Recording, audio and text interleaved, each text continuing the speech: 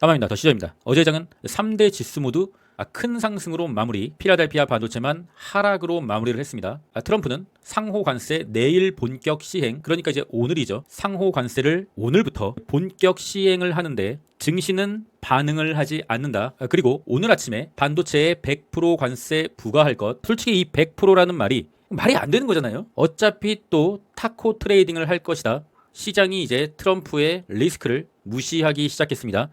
그럼에 따라서 3대 지수는 모두 상승 반전을 이뤄냈습니다. 공포지수는 다시 뉴트럴로 복귀, 점점 증시의 난이도가 최상으로 올라가기 시작했습니다. 도대체가 이제쯤 조정이 올라나 싶었는데 조정은 오지 않는다. 그런데 점점 여러 지표들이 이제 과열이 조금씩 식어가고 있다. 그것을 표현해주고 있습니다. 푸덴콜옵션은 여전히 0.74, 현재는 푸덴콜옵션이 저점 횡보를 끝내고 이제 야간에 올라가는 형태가 나오지 않겠느냐. 오늘의 실적 발표는 D-웨이브 퀀텀, 셀시어스, 허트, 비스트라 에너지 중소형주의 실적 발표가 예정되어 있습니다. 최근의 실적 발표는 주요한 기업 중에서 팔란티어와 쇼피파이 두 기업을 제외하고는 실적 발표를 하는 족족 무너지고 있습니다. 현재 증시가 실적의 호조를 예상하는 기조로 끝없이 상승을 했는데 기업의 실적이 생각만큼 받쳐주지 않는다. 그런데도 불구하고 증시가 끝없이 올라갈 수 있을까? 실적도 받쳐주지 않고 있는데 단순 금리 인하라는 기대감으로 끝없이 9월달까지 올라갈 수 있을까? 솔직히 그것은 상식적으로 말이 안 되는 거라고 판단하고 있으며 8월달에 만약에 추가적인 전고점을 갱신하는 랠리가 이어진다. 그러면은 저는 개인적으로 9월달 금리 인하를 앞두고 조정폭이 더 커질 것이다. 그렇게 판단하고 있습니다. US100 나스닥 지수. 그러니까 어떤 분들은 제가 지금 롱을 다 팔고 조정만 눈 빠지게 기다리고 있는 사람으로 알고 있겠지만 전 그런 건 아니에요. 원래 가지고 있던 평단이 낮은 중장기 투자 물량, 그리고 4월달, 5월달에 줍줍한 물량들을 부분 매도는 진행했지만 전량 매도는 하지 않았고 현금을 만들어 놓은 상태에서 조정에 대비를 하고 있는 것일 뿐 전량 숏으로 스위칭을 하거나 현금을 100% 갖고 있는 상황은 아닙니다. 주식이라는 것은 반드시 평단이 낮은 베이스의 장기 투자 물량과 4848하는 단타의 물량과 기간 투자를 하는 스윙의 투자가 적절하게 혼합이 돼야 합니다. 무조건 전 포지션을 단타를 치는 것은 증시를 100% 맞출 수 있다는 오만, 전체를 숏을 친다는 것도 증시를 맞출 수 있는 오만입니다. 나스닥 지수를 보면은 현재 다시금 이 파란색 안드로메다 라인으로 올라섰습니다.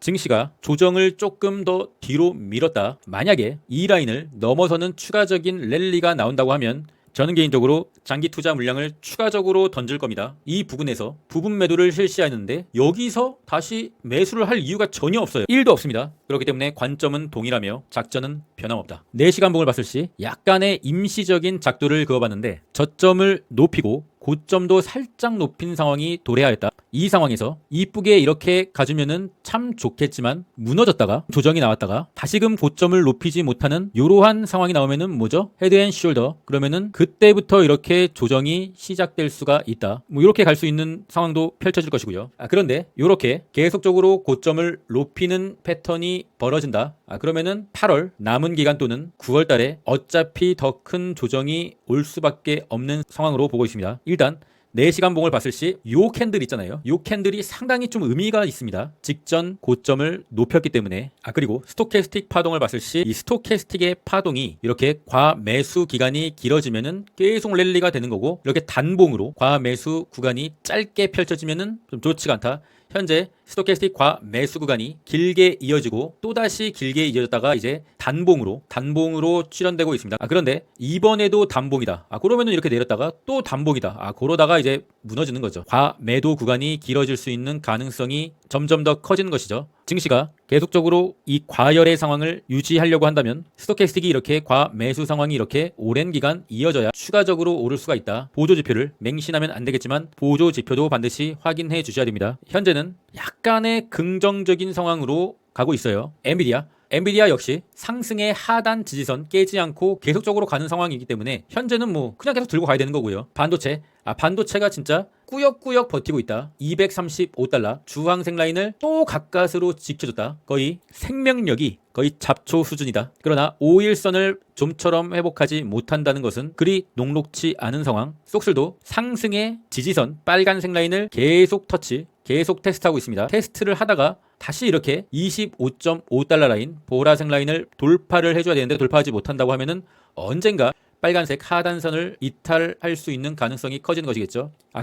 테슬라가 삼각 수렴의 채널 안으로 들어왔다. 욕을 한 바가지 했더니 정신을 차렸는지 요 라인으로 들어왔다. 그러나 이 검정색 라인, 고점을 이은 검정색 라인 321달러, 현재 강한 저항으로 발현될 수가 있고요. 그 위에 201선, 파란색 201선 라인은 323달러. 이제 다시금 저항대에 도착한 우리 테슬라, 요번에 한번 뚫어줄 수 있을 것인가? 기대를 1도 하지 않고 있다. 하지만 뚫어줬으면 좋겠다. 저는 개인적으로 테슬라를 본주와 레버리지를 갖고 있는데 근본에 이 저항대 뚫어주고 빨간색 저항대까지 가는 최상의 시나리오가 나온다. 그러면은 레버리지 두 계좌 중에 한 계좌를 좀 정리할까 합니다. 너무나 가성비가 나오지 않는다. 애플은 1000억 달러 추가 투자, 아이폰 부품 생산 리쇼어링을 선언하고 트럼프에게 무릎을 꿇고 두 손을 싹싹 빌면서 회사의 미래와 현재의 주가 추이를 바꿨다고 생각하고 있습니다. 애플의 투자자들은 매우 축하드리지만 장기적으로 봤을 때 이 선택이 저는 개인적으로 애플의 미래를 박살냈다, 그렇게 생각하고 있습니다. 미국 내수 부품의 아이폰 판매분을 미국 현지에서 생산한다라 미국의 임금이 중국이나 다른 임금보다 훨씬 비싼데 트럼프의 정책에 휘둘려서 애플의 미래를 일부 깎아먹었다라고 판단하고 있습니다. 트럼프의 임기는 끽해봐야 3년 남았는데 애플의 미래는 몇십 년이 남았을지도 모르는 그 상황에서 애플은 잘못된 선택을 했다. 물론 주가는 올라서 주주분들은 환영하겠지만 좋지 않은 선택이다. 어쨌든 차트적으로 봤을 때 계속적으로 저항을 봐왔던 이 검정색 라인까지 종가 마무리를 하고 시간 외에서 추가적으로 오르면서 4시간 봉을 봤을 시 검정색 저항을 돌파했다. 차트적으로는 매우 긍정적인 상황이다. 다시 일봉으로 봤을 시 이제 파란색 201선까지는 221불까지 도전해 볼 수 있는 자리, 빅테크 매그니피센트 7 중에 201선 아래에 있는 종목은 애플과 테슬라죠. 과연 누가 먼저 넘겨줄 것이냐? 현재의 추세로 봤을 시 테슬라의 4시간 봉보다 애플의 4시간 봉이 저항을 돌파했기 때문에 훨씬 더 좋다고는 볼 수 있겠습니다. 단기적으로 봤을 때 애플의 호재지만 애플의 미래는 사요나라. 코인의 공포지수는 62. 비트마인 한번 보겠습니다. 비트마인 지리한 횡보를 끝내고 장대 양봉을 어제 꼽아줬다. 그러면서 4시간 봉을 봤을 시 이때 매물을 다 잡아먹는 장대 양봉이 떴다. 약간의 추가적인 상승이 일어날 수 있는 차트. 샤프링크도 마찬가지로 계속된 지리한 하락 횡보를 끝내고 장대 양봉이 떴다는 것은 이 매물을 다 잡아먹는 캔들이 나온 거기 때문에 약간의 미세한 추가적인 상승이 더 나올 수 있겠다고 판단이 되며 차트적으로는 샤프링크보다 비트마인이 조금 더 좋다. 코인베이스입니다. 어제는 약간의 반등을 해줬으나 추세 빗가게 라인을 이탈한 후에 기술적인 반등 수준으로 보고 있으며 차트는 그렇게 좋진 않다.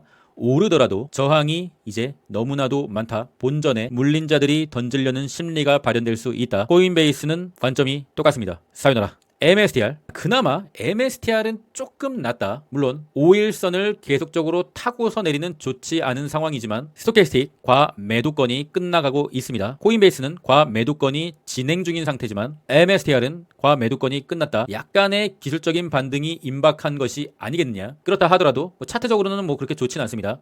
장투를 할 순 없는 차트의 상황이며 단기 매매 정도는 해볼 수 있겠다. 테더가 미세한 하락을 하고 있다. 급등을 하고 21선을 돌파했다가 약간의 숨고르기 하락을 하면서 코인에 미세한 반등이 나오고 있는 것이죠.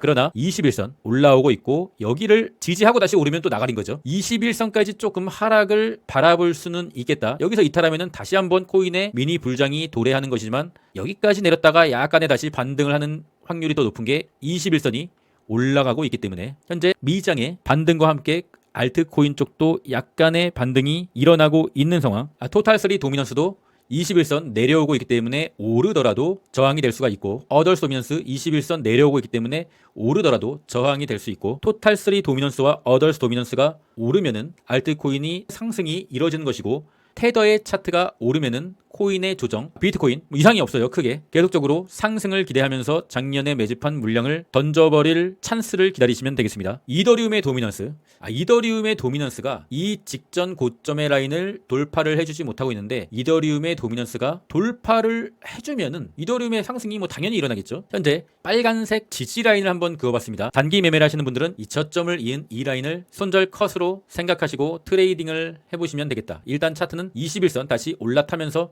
뭐 나쁘진 않다. 4시간 봉을 봤을 시 뭔가 괜찮은 캔들이 뜨고 있다. 4시간 봉의 이평을 살짝 위로 돌리면서 요 캔들, 트레이딩을 하시는 분들은 요 캔들을 보고 뭔가를 느끼셔야 됩니다. 왜냐? 일목균형표를 이탈을 했다가 다시 한번 비비다가 저항을 받고 다시 한번 내렸다가 일목균형표를 이렇게 돌파했다. 그러면은 조금의 긍정적인 시각을 가져도 되는 거죠. 보조 지표를 보조 수단으로 참고해서 트레이딩을 하시는 분들은 이 캔들을 보고 약간의 긍정론을 펼칠 수 있다. 빨간색 라인만 이탈하지 않고 비비면서 올라가주면은 개더리움과 이별할 시간. 그리고 마지막으로 빅스 지수를 보면은 빅스 지수는 뭐 유빅스 뭐 이런 종목은 항상 4848을 해야 됩니다. 증시에 충격파가 오면은 빅스 지수가 이런 식으로 크게 오를 수도 있지만 이런 것을 바라고 너무 장기간 빅스의 상품에 돈을 묶어두는 것은 뭐 작전은 좋은데 정신 건강이 좀 좋지가 않다. 너무 오랫동안 묶일 수 있기 때문에 일단 빅스는 21선 지지해주는 흐름이 나오고 있으나 이탈을 하게 되면은 다시금 이 빨간색 선 14.50